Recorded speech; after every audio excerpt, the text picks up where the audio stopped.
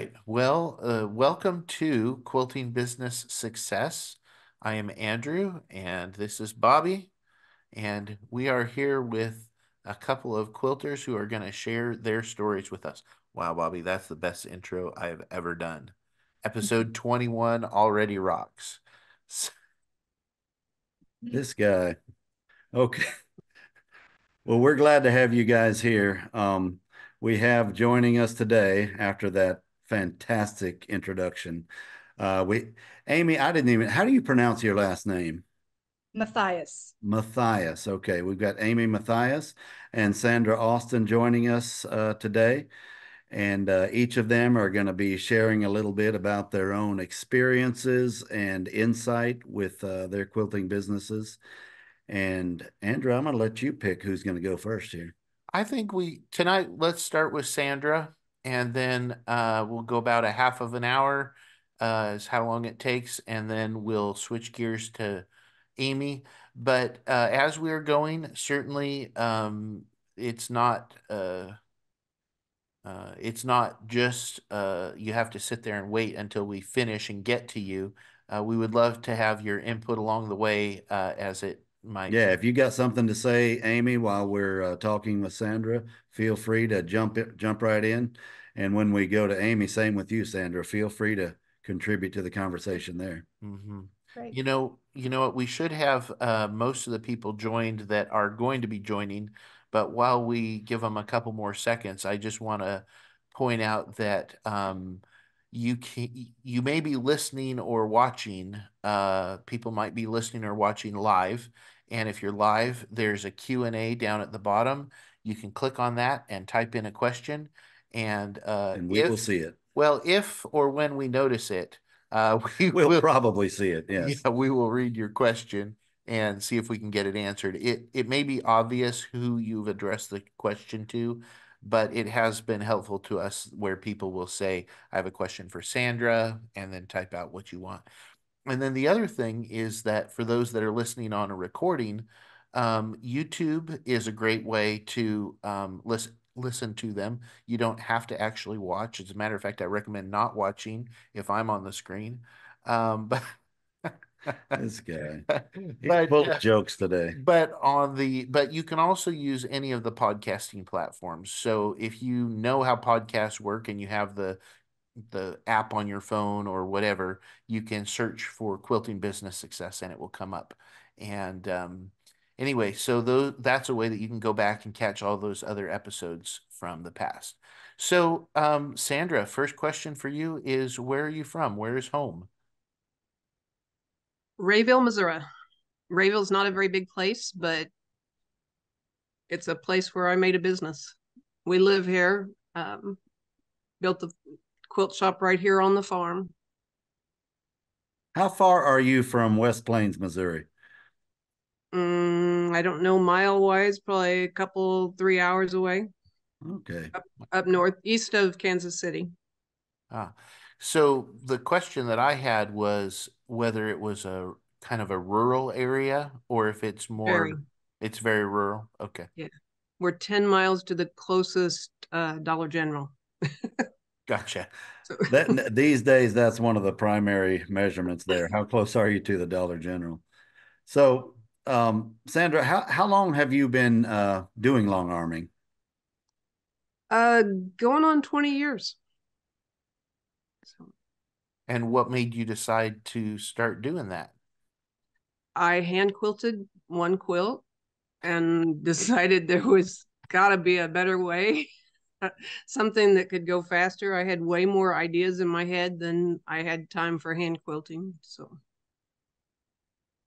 So, when you first got a long arm, did you get it for a business or just for your own personal use? when I very first was just for pleasure and frustration, because I started with she was a cousin to my mom, so whatever that would make her to me, and they did winters in Texas. And so one fall before they left, I said, Hazel, could I come over and play with your long arm while you're gone? And she said, well, I'll do you one better than that. We'll just have Jim bring it over and you can have it, to play with. Well, it hadn't been used for a long time. It was an old kin quilt, unstitch regulated, and I didn't even know how to thread the thing, so I had to figure it all out. So it was a good experience. Yeah, that's figuring it out by yourself. That is the kind of knowledge that stays with you. So somehow you got from that machine to a Gamel. How did that turn out? Well, I think it was on Craigslist. I found a used one in St. Louis, and we took off with a flatbed and some straps and hauled it home. And then I was able to give Hazel hers back in mint condition because by then I went through it pretty good and got it running good. And then I had an Optimum Plus, just free motion. Right. So With stitch I regulation, right, channel locks. Yep. So that was your first Gamel, was an Optimum Plus. correct. Nice. And loved that for a lot of years, but I I was challenged in the art department a little to where I couldn't have as much creativity as some of the quilts needed. And then I stepped up to a Statler, and then the hand guided sat there unused. And I told my husband I thought we ought to go ahead and sell it, and he said, "Well, it ain't eating no grass." So, in other words, it was paid for, and but I was like, well, I need the room more than the second machine. I wasn't using that, but now I have two Statlers, so I keep both of those going. So how long has it been since you got the first Statler? How long has it been since what? When you first got a Statler? There's been about 10 years in between, I think. And then I just added a new Statler. So I bought my first new machine just last fall. Oh, very nice. Very nice. Thank you. We both appreciate that. Yeah. Yes, we do. So when you picked up when you returned the Ken quilt and picked up your first Gamel, there were obviously different machines you could purchase, although on a secondhand market, there's not as many choices. You just have to kind of buy what you see advertised in the paper or wherever it was at the time. Did you specifically choose the Gamel, or was that just what you kind of stumbled across? I specifically chose the Gamel because I'd heard it was the best. So, we like to drive a Lincoln, so it's the best. And did you find it was a better experience for you than that previous long arm that you were using?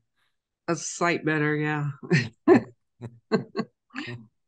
If for nothing else, just the stitch regulator, made quite a lot of difference to me. But That makes a big difference. People nowadays don't know what it's like to stitch without a stitch regulator. yeah, I got to where I was doing okay with it, but boy, I like the stitch regulator. So, how did you go from having a machine to do just your own quilts to having a quilting business? um, Teaching and having students, and I really like to help folks along, and help them achieve what they want to do. And so I had some opportunities to teach, and I'd teach them how to make a quilt, and then I'd have a quilted quilt. So that helped a lot. I did a lot of quilt shows, promoting my by the yard quilt shop and getting it to grow. But along with that, showed a lot of my quilts that I had quilted, and that helped it grow. So before you started actually doing a lot of quilting as a business, were you were teaching quilting? Uh, yes. Okay. So how did you get into that in the beginning? Lady from the church asked me if I would teach her to quilt, and she had a girlfriend, and so they came over to the house, and we crowded into my daughter's bedroom where she had moved out and all my quilting stuff had moved in, and it was a little crowded, and we had a good day, and they learned a lot. And then they was like, well, can we do this again next week? And I was like, yeah, but how about if we go up to the church and do it up there? And they're like, okay, well, let's ask people at church Sunday if there's anyone that wants to join us.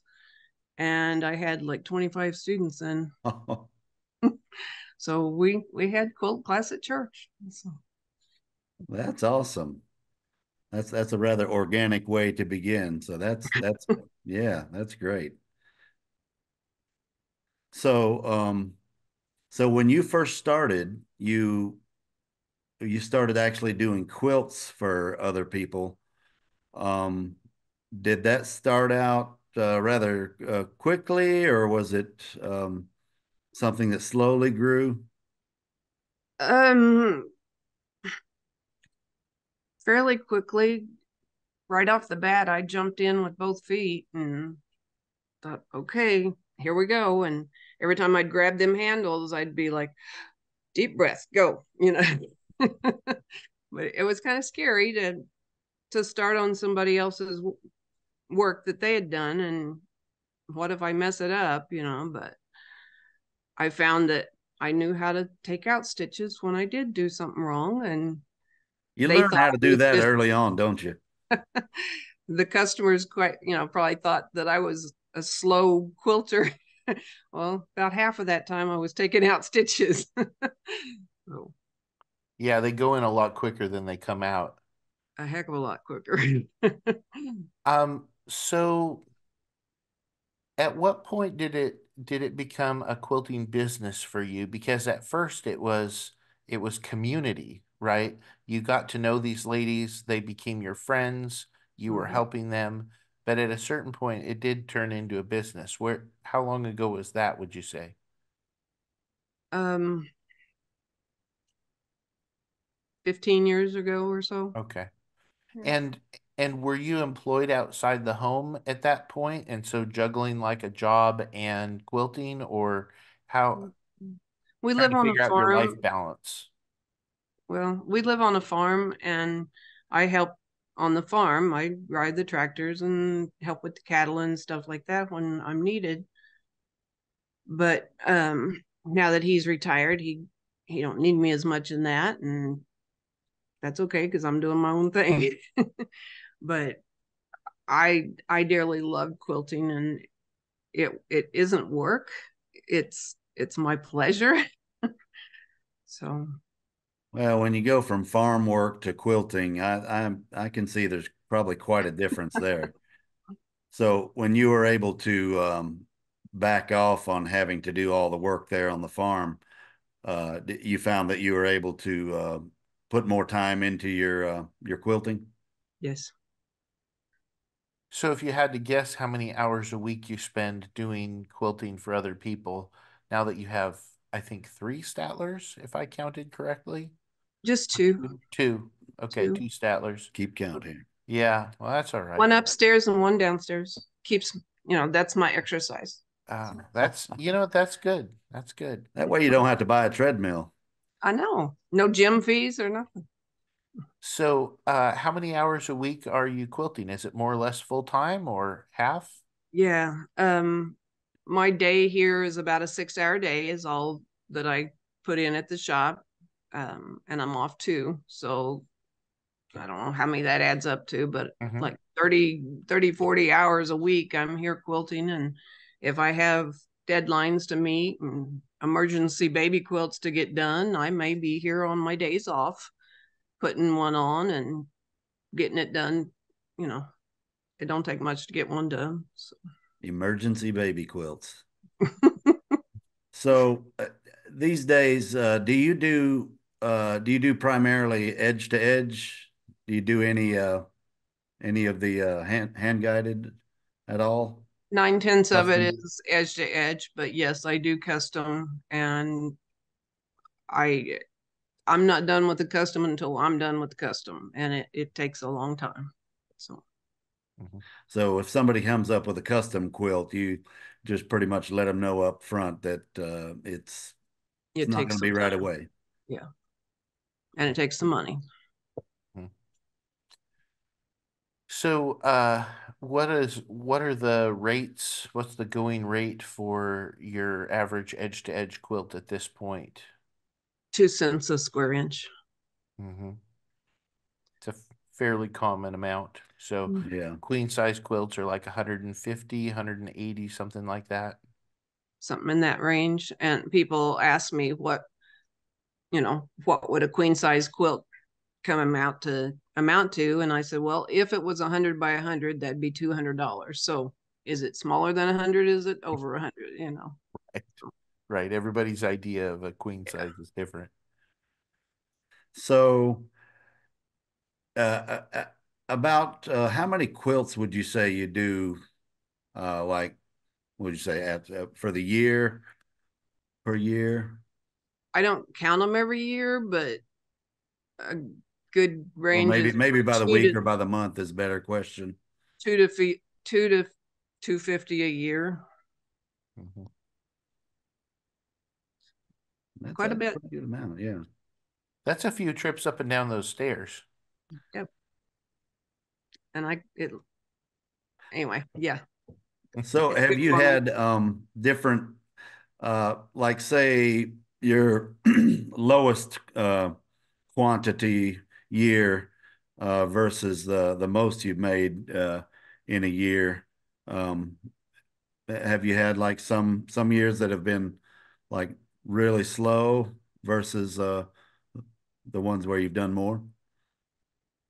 I've never lacked for work, if that's what you mean. Yeah, they have increased, but steadily. And as my capabilities get better, I can get more done more quicker. So, What was your experience going through the COVID time period? Did that affect your business at all? um, it slowed me down a little. I got some projects done that I was wanting to do, and Got some of the your own stuff, yeah. I've got a granddaughter that is an organizer, and I'm kind of creative and I'm a little messy, and she wanted to come in and organize for me because she wasn't having school and she was done with her schoolwork by 10 o'clock. And so she came up here and tore the shop apart and reorganized all of the shelves and categoried them. And every bolt of fabric on the shelf has a number and a letter assigned to it that's attached to the computer, so that if we get an online order asking for that blue bolt, it will be on that shelf. So I think she's proud of her granddaughter. yeah. Yeah. I bet that level of organization might not have happened if it it was left up to you, huh? it wouldn't have. And but that she wanted to know what my biggest problem was, and that was my biggest problem. When I'd get an online order, I might waste 30 minutes looking for that one bolt of fabric, and so she solved it for me, and we've been successful to keep it you know, in that same routine that many years since 2020. So, How old was your granddaughter when she did that? 16. Nice. Yeah. She's going places, I predict. Tell her that we said she did a fantastic job. Well, she'll probably hear you. So, Sandra, what's been the hardest part for you for growing your business? The quilting end of it or the fabric end? Well, I was thinking the quilting end, but where, well, I don't know. You answer it how you feel. Okay. The quilting side of it would be that confidence in myself to get on that quilt and be able to turn it out and be proud of it. So, Was that primarily at the beginning where you yeah, felt the most? yeah. I've uh, I've come a long way. So, mhm. Well, and with a hand guided machine, that there's a lot of pressure, right? Because every swoosh and every feather, if it lines up or doesn't line up, is kind of all on your shoulders. I know people feel a lot more pressure with the hand guided than Hmm. with the computer. Yeah, I believe that. And so have you found that the technology that's available today, like with the Statler, uh, what kind of difference has that made compared to the your hand guided days? Mm. The cloud is awesome to be able to find the pattern that you're needing when you need it. Um, to buy the pattern so easily, that's dangerous. So. And the one thing that I will say that's very beneficial about the pattern cloud, and I run in working in tech support, I run into this a lot of times with people who maybe have an older system or the previous before we had the pattern cloud. Mhm. If their computer were to become fried or something, they potentially could lose all of their patterns. But if you have the pattern cloud, you're no matter what happens, your patterns are still saved in the cloud. So Mhm. that's a big benefit for a lot of people. Yes. Mhm. So, who's been your biggest cheerleader and your support system as you have uh, built your quilting business these last 20 years? On a daily basement, on a basement, on a daily basis, my husband, my family, my kids, my grandkids. Yeah. They all support you in this. Yes. Yeah, I'm picking up. There's a lot of family involved in this in your life. Well, my son-in-law built my building for me. It took him 2.5 years. I had to be patient. I wasn't real patient sometimes, and I was fussing about it. And my husband said, "Well, throw some money at it; it'll go quicker." I was like, "Okay, I'll be patient." Yes. So, what kind of impact would you say, Sandra, the having this business, money and control of your own personal time schedule, what kind of difference would you say that has made in your life? It's made my heart full. Oh, her answers are to the point. That's Mhm, that is great. mhm. The some of the quilts that come through the door and some of the people that you meet, they just have a quilt that needs to be done. But there are some that, for the situation or whatever, they touch you very deeply, Mm. and it helps us to remember that sometimes the work we do is really important to people, It is. and It's sometimes a it's just a quilt. legacy. It's a legacy that they're Yes. building also. Mhm. So Sandra, the people that there's a lot of people watching this, and some people are thinking about starting a business. Some people are in maybe in the beginning stages or further on. Is there anything that you wish somebody would have told you when you first started on this path?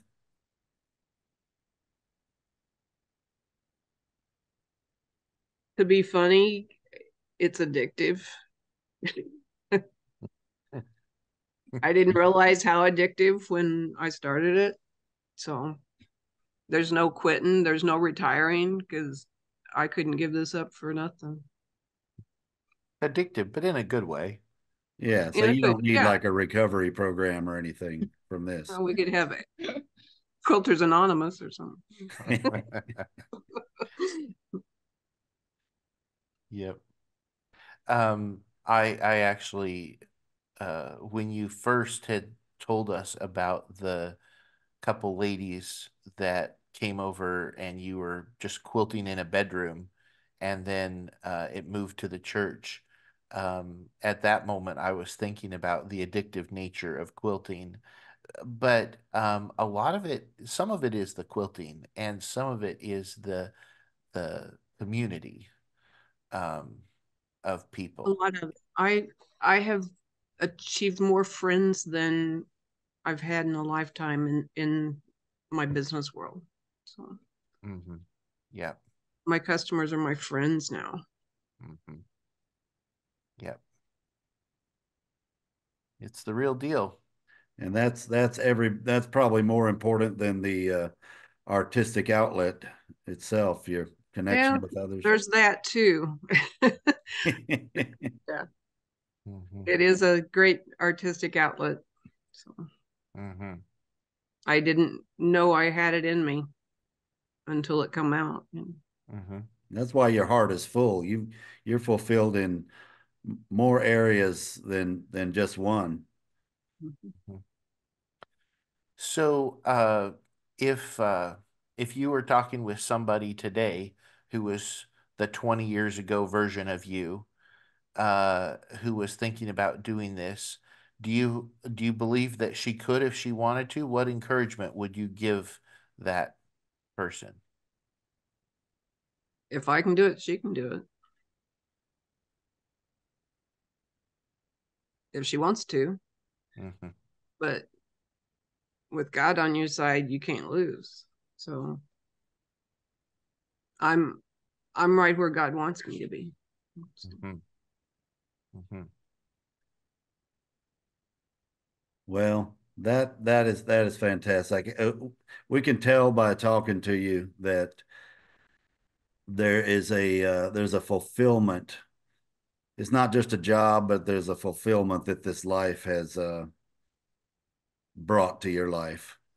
well, And I felt that emptiness as the kids moved away after graduation and so on. That now what? What am I going to do with the rest of my life? How can I matter to something? So mm, I think and that's a pretty common very thing that fulfilling. people go through. Yeah. Mhm. Yeah. So it's been real healthy for me. well, that's great. Sandra, I really appreciate you sharing your story with us. And I can tell, I know for a fact there's a lot of people out there that have been watching you and hearing what you've said on this program tonight. And I know it's been an inspiration to a lot of people. So thank you for sharing that with us. Mhm. Glad to. Thanks for inviting me. And we want you to stay on with us. We're gonna move over and start talking to Amy. Sandra, if there's anything that you know want to add to the conversation, you just we're just like we're at home. You just speak up, if you have something to add. But we're gonna move over to Amy Matthais. And Amy, where are you located? Where's home for you? Home for me is Cypress, Texas, and that's about an hour northwest of Houston. Okay. And how long have you been doing this long arming thing? Well, as a business, just since 2019. Prior to that, I kind of got into this with t-shirt quilts. I know a lot of quilters don't like t-shirt quilts. Yeah, a lot of Um, people don't. Yeah. no, but it started. We have a son who was a competitive swimmer, and I made the mistake of telling all the other moms, their senior year, if you hold on to their shirts, bring them to me and I'll make quilts. And I kind of regretted that because it ended up making 8 that year before. I think they brought them to me in January and wanted them by graduation. Um, so I didn't have the ability to quilt them myself. So I would use other long armors, which was fine, but I had to pay them and wasn't really making any money on that side of things. Um, then later there was a business that opened up that rented machines by the hour. So I did that for a while. And that's when I saw the people coming in and she couldn't keep up. There was just a lot of demand. And I thought, I think I could really do this. So that's kind of what got me really looking into buying my own long arm. So you started out, that first incident was you made the quilt tops with those t-shirts and took them to a quilter. Right. Okay. And then you went to a rental shop and got a little hands-on experience. Yep. And they weren't Gamels, it was a different brand. But Gamel was always the Cadillac. And so when it came time to really shop around and buy one, I mean, I looked two different places and Gamel was by far the best. So that's why I chose the Gamel. And you already had a little bit of that, little taste of that addiction that Sandra was talking about. That was For kicking sure. in. So you had some motivation going on there. I did. And I had a lot of my own quilt tops too that, you kind of pick and choose which ones you want to go get quilted first, where do you want to spend the money. So I had kind of a backlog of my own projects too. So the first 6 months after I got my machine, I just concentrated on mine, learned the software, and just pretty much did my own projects, a lot of charity projects for my quilt guild, until I felt comfortable enough to attempt someone else's quilt. Like Sandra said, that's the hardest part for me anyway to get started, was somebody's trusting me with their hard work, and I don't want to screw it up. Mm-hmm. So the machine that you're using today, is it the same one that you started with, or have you upgraded it or anything like that? Nope, it's the same one, same Statler. Mm-hmm. Um, how did you know there would be enough business available for you to run a long arm business, or were you looking at the money that you would save by just doing the ones in front of you, and that was kind of enough to justify getting a machine? Yeah, that was mainly it. I still work. Even now I still work, not quite full time, but so I thought, well, this quilting could kind of be another little revenue stream for me. But then it quickly grew into, I work just as many hours on my quilting as I do on my job now. So in fact, I hope my boss isn't watching, but anyway. Sometimes um, your revenue stream can turn into a revenue river. yeah, well, yeah. And sometimes you can feel a little like you're drowning. I have to learn to, balance my time. That's probably been the biggest challenge, is knowing when to cut off customers. Okay, I can't take any more because, already got enough, and who knows what life's going to bring. So you have to learn to balance your time. And that's probably my biggest challenge, even to this day. It was a quilter that taught me the world's shortest sentence, which is no. Yes. I've always Yeah. had a problem saying no. So it Especially in sounds the beginning, I feel like you think you have to take them because you have to, get the business built up. And so I took a lot of projects on that, looking back, they were a lot harder than it should have been. So now I'm getting a little bit more picky on what I take. so it sounds like from the get-go you have never had a problem finding customers. Not really. I'm real involved with my quilt guild, so I've gotten a lot of business that way. One of my good friends works at a quilt shop, so she'll refer me to. And then the t-shirt, I always say I have two different customers. I have the long armors, or the quilters, I mean, that bring me their tops to be quilted. And then I have the t-shirt customers who just drop the t-shirts in your lap, and, they're just thrilled when they pick it up. It's turned into a beautiful quilt. So yeah, it's kind of a task to balance them both. Um, how did you come up with the money to buy your machine? Actually, I have a family member, my aunt, who helped me, my sister also. So it's kind of a family affair. We all kind of pitched in and purchased the machine, so I didn't have to worry about a payment and that kind of thing. Mhm, So yeah, mhm. I was very fortunate in that way.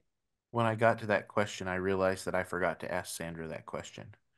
Um, especially, I mean, the big We purchase had was, savings. huh? We had savings. Savings. Yeah. Turned it into a piece of equipment. As farmers Good are very investment. familiar with turning their savings into equipment. Yep. He's got equipment that costs more than mine. Mhm. So just instead of a tractor, you got a Statler. He's got 2 tractors. There you go. I think you got the better end of that deal, just saying. Mhm. Yes.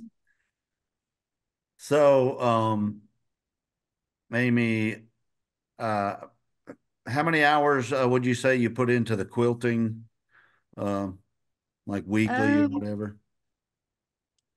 probably probably about 30 hours a week, Mhm. sometimes a little more. Just it kind of depends on what my real workload, my business workload is for my paying job. Um, some weeks, it's really slow and I can do 40, 50 hours on my quilting. It just kind of depends. And with edge to edge versus custom, how's that balance? Do you do all edge to edge or?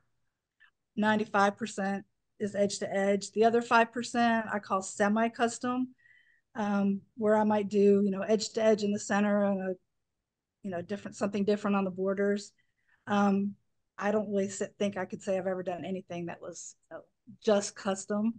So that still kind of scares me, to charge the money that it demands, that in order to make up for your time, you've got to charge for it. And that still kind of scares me. So I tend to stick with the semi-custom, I call it.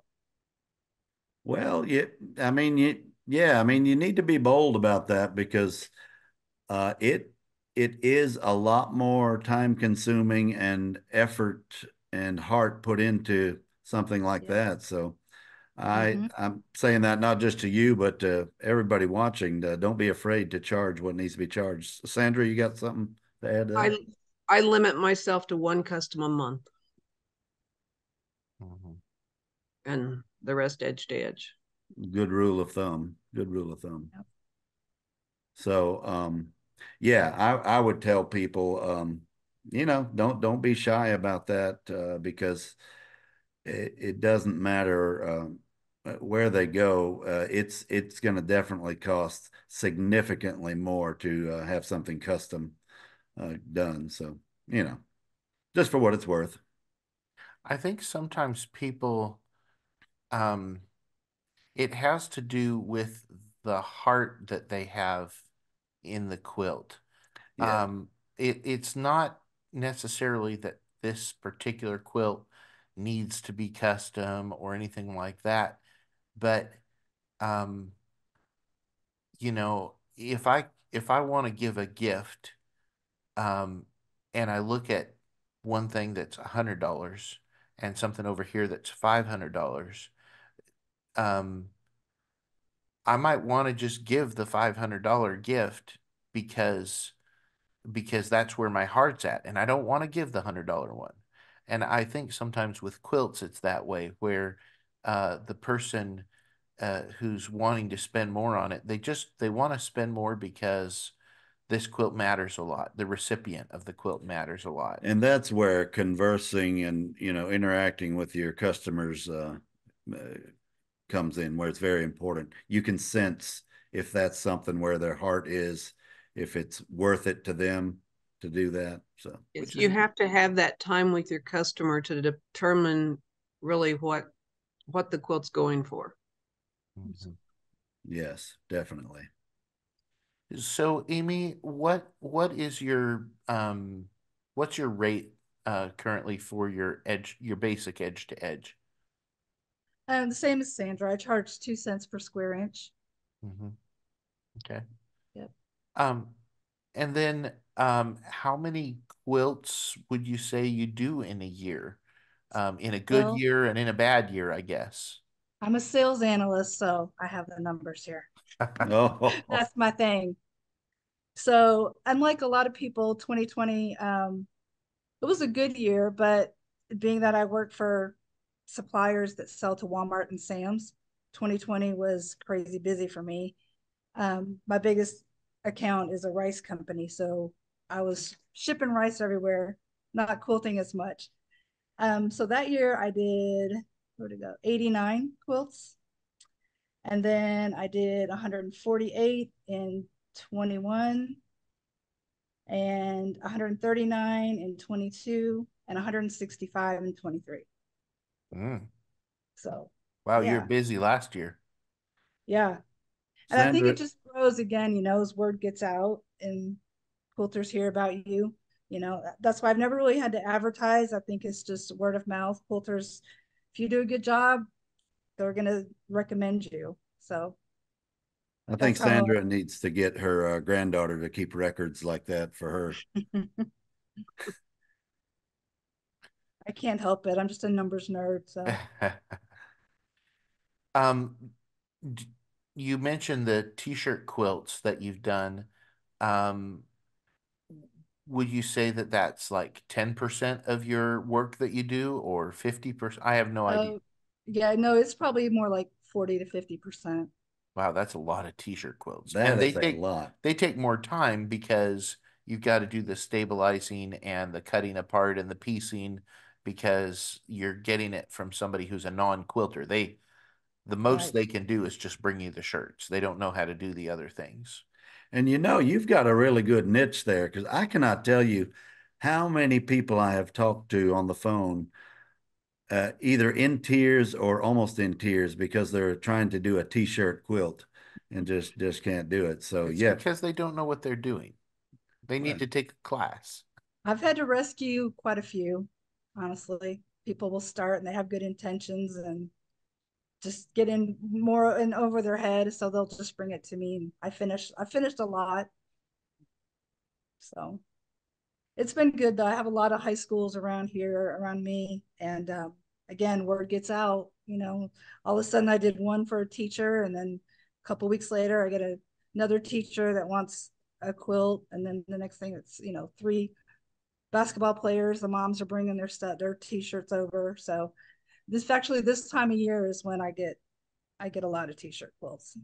Be about February and March, I get inundated t-shirt and we quilts. have a question here asking how much you charge for a t-shirt quilt. I charge by the shirt, and I have 4 different layouts. So, the first one is $20 a shirt. It's just the shirts right next to each other. And then it goes up from there, 22, 25.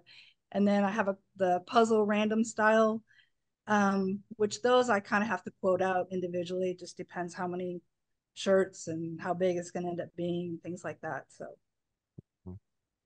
So, And Amy, oh, go ahead, Sandra. Sorry. when we do them on a complete commission job here, we start at 5 cents a square inch to make the quilt, and then the 2 cents a square inch to quilt it. Mm-hmm. And that's just a basic design. If they start wanting more, then the price goes up. There you go. Um, so what's been the hardest part of growing your business? actually, the growing part hasn't been that difficult. It's just knowing, like I said, how many I can comfortably bring It's in. growing And too much. yeah, kind of. I mean, that sounds so conceited, and I don't mean it that way, but um, again, life happens. I have a daughter who's has autism and an intellectual disability. So, some weeks she needs more of my attention than others. So I can't get as much done. So I really haven't had problem growing it. It's just, I guess, maintaining and not, I hate to call a customer and say, I'm sorry, I'm not going to get your quilt done. I need another, 3 or 4 days, another week. So the hardest part for me has been scheduling my quilts in with my life, if that makes sense. That makes very much sense. And I can really relate to that. I think I have a similar situation to yours. I have a son at home, with intellectual disability, and it can take a lot of time, different times sometimes they might need a lot of time, sometimes not as much. Right. And it sounds like the situation that you're in, this quilting gives you a little bit more leeway and play in that schedule for that. Definitely. Definitely. I've been blessed. All the people that I've worked for in the past, as far as on the sales analyst side, they understand my situation. I've worked from home. She's 24, so I've worked from home the last 24 years. And it's always been like, as long as you get your work done, we understand. So it's been nice to have that flexibility. I mean, I have to have that flexibility. I did work in an office years ago and she was a baby, and they don't like that. Well, I've got to go because she's having a meltdown, or whatever.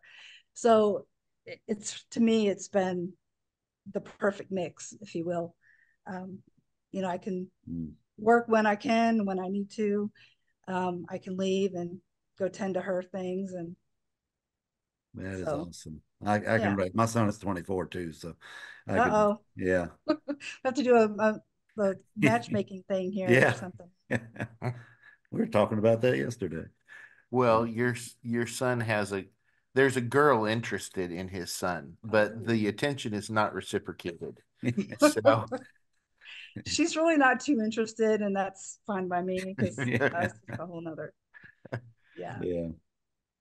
so But it's so Amy, is there anything you haven't had your machine all that long? You said you mm-mm, started with customer quilts in 2019.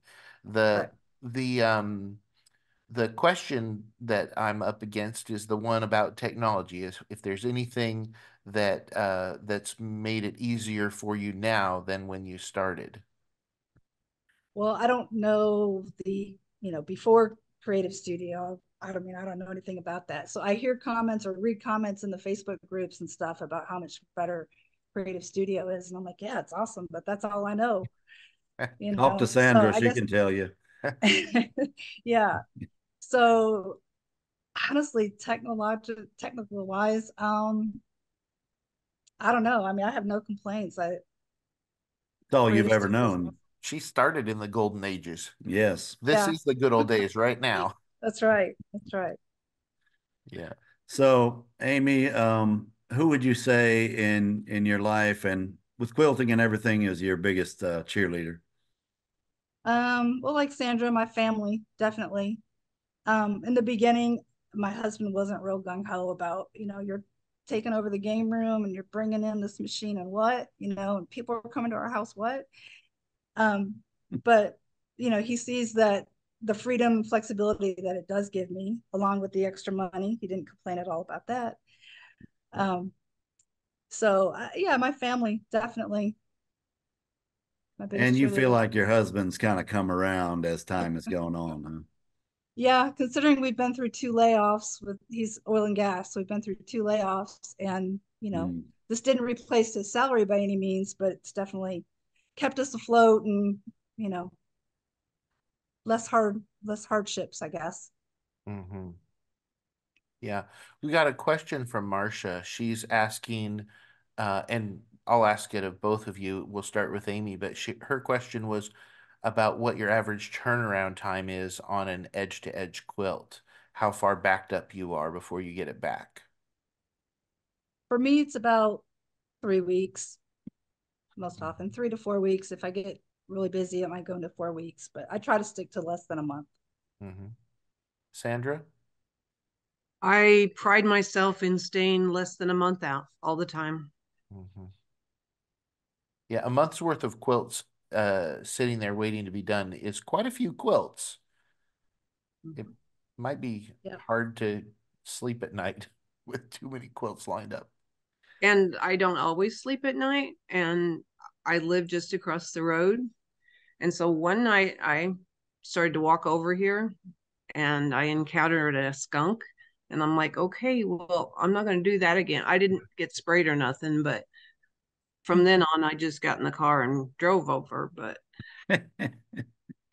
I'd come over and quilt in my jammies. So So when I couldn't sleep, it's a good insomnia therapy. yeah, I if can't sleep, go get something done. Mm-hmm. So we touched briefly on this, Amy, as far as the what kind of impact has the money and the ability to your scheduling made on your life with this quilting? Well, like I said, it's really helped a lot. I have to have the flexibility because of my daughter. So that was a no-brainer. This was something that I could do from home. And, like Sandra, if you can't sleep, you can get up in the middle of the night and, stitch out a few more rows or whatever. And then, financially, like I said, with my husband losing his job a couple of times, um, it didn't replace his salary, but it's definitely helped keep things afloat and, not have that fear of, what are we going to do next kind of thing. So it's been very helpful in that way. And then again, with the community and the friendships, I mean, that's the biggest thing to me. I've met some of my best friends through quilting, and I still say quilters are the best people. You know, they're give you the shirt off their back for sure. That is the truth. Yep. There are a few people that I've met in the quilting world, and you wonder who let them into the club. They do not belong. But but the vast Why are you One of looking these at me when things you say is that? not like the other. no, I think Bobby's met one or two as well. Yeah. That's why I was looking at you. We there is no test actually. We don't have a real method of excluding people that don't belong in the club, but quilters are not the average population. They are some of the kindest, and this world, if all the quilters were to suddenly disappear, I don't want to be here. I wouldn't want to be here if all the quilters were to suddenly vanish. Um, Amy, what's something that you wish someone would have told you when you first started? Um, Probably to invest in yourself. And I have to remind myself of that too. Like the Quilting with Confidence, you know, tours that came around, or whether it's, you know, a lot of the other instructors that offer classes.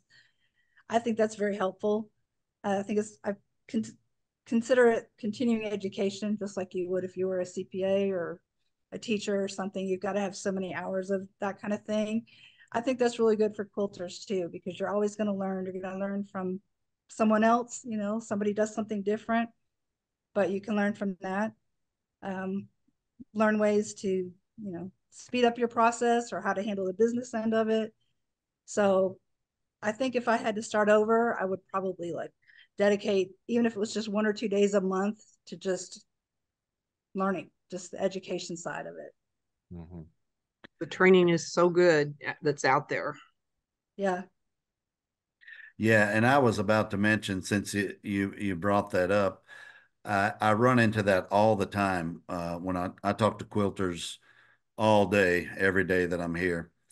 And one of the greatest needs I see, one of the greatest benefits that I would see them benefit from is knowledge and education and training.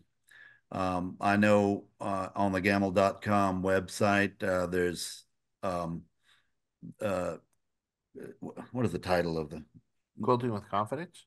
the No, Quilting with Confidence, the new owner training. new owner training. I can't. I'm at that age where I'm starting to lose my words, but yeah, the new owner training. It's just a course, a purchasable course with many hours of videos, and it includes one-on-one time with some of the educators. And I would recommend that to anybody that's watching this to just avail yourself Mhm. of what's available. One of the things that a concept that somebody introduced to me a long time ago, I don't remember when or where, but the phrase stuck with me, uh, so, which is to work on your business, don't just work in your business. And Sandra, when you were speaking earlier of the time that your granddaughter invested in organizing the bolts of fabric and labeling them and stuff, um, it, no matter what kind of business you're in or what kind of job you do, sometimes you need to set your tools down and stand back a little bit and say, okay, let me look at my operation, let me look at my process and see if there's something that I can do here to make it better or more efficient or whatever. And that's where you're And working that timing was working perfect on that your she had business. the time to do it, and we were locked down and no customers coming in, and I was still doing business on the porch, you know, but it was Mm-hmm. just perfect. Mm-hmm. Well, let me ask one more question, Amy. Um, if somebody has been watching this and you know, kind of seen some of your story and what you've accomplished, what advice would you give somebody that wants to do what you've done? And do you think it's, you know, 2019 in many ways is a lifetime ago because of all the things that have been going on in society and everything. But do you think it's still possible in 2024 to accomplish a business? For sure. I mean, I wish I would have done it sooner, honestly. I really do. I wish I would have done it a lot earlier. So, but it's scary, it's an investment. The machine's not cheap. It is an investment. But as far as, we looked at over the years, we looked at franchises and things like that. And I thought, I have to have set hours. If I do that, I have to be there from, 10 to 6 or whatever. And I don't feel like opening up today. I'm just going to close up. You can't really do that. In this business, I can. If I'm having a bad day or my daughter's having a bad day, I don't have to quilt that day.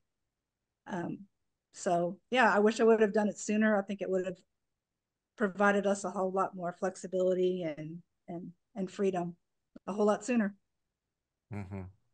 One thing about the gamel, it retains its value so much that initial investment, if it doesn't work out, sell it, and you get your money back. And I'll be honest, I've looked at some of those websites where people sell their machines and look up the same year that I've gotten. Wow, like it's practically what I paid for it. So yeah, I don't want to say you won't lose your money, but it's a Yeah, good investment. that's true. They retain their value probably better than anything out there. Yep. Yeah. It's important to buy a machine that holds its value because in much the same way when I grew up, it was kind of uh, it was a cultural with my family and the friends and everybody that we knew. You wanted to, you wanted to get an education, you wanted to buy a home in a decent neighborhood that would hold its value, and don't spend your life renting and, don't buy a trailer house on rented land, because those just plummet in value. And I sometimes see people who are getting their Statler order worked out, and they're selling a machine for $5,000 or $7,000 that they spent 30 grand for. They had it scarcely just a couple of years, and virtually all the value is gone now. And and that's certainly different with the Gamble machines. They're not cheap to buy new or used for sure, but that's it's the good and the bad, I guess. So. It's definitely been worth it. Definitely worth it. Mm-hmm.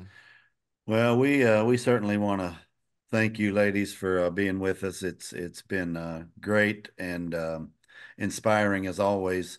Before we go, um, do you ladies have I don't know, a website or Facebook or any way that people might get in touch with you, Amy?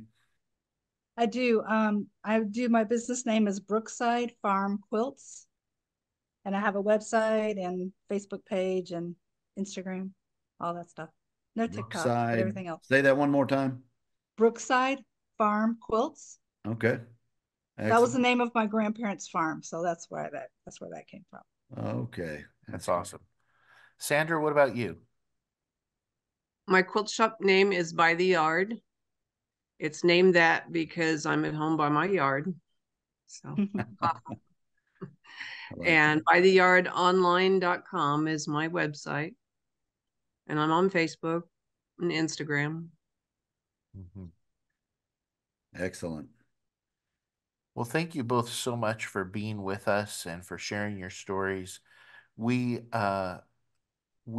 see a lot of people who are in a situation in their life where long arm quilting really could be that next chapter for them. And it's realistically, it's anywhere from scary to terrifying because we're always more comfortable with the things that we're comfortable with, and the unknown is scary. And by opening yourselves up and sharing your stories, I hope that this will help a few other people to have the courage to move forward and grab hold of that next chapter of their life. And I appreciate you guys both being here with us today. Thanks for having us. Thank you, ladies.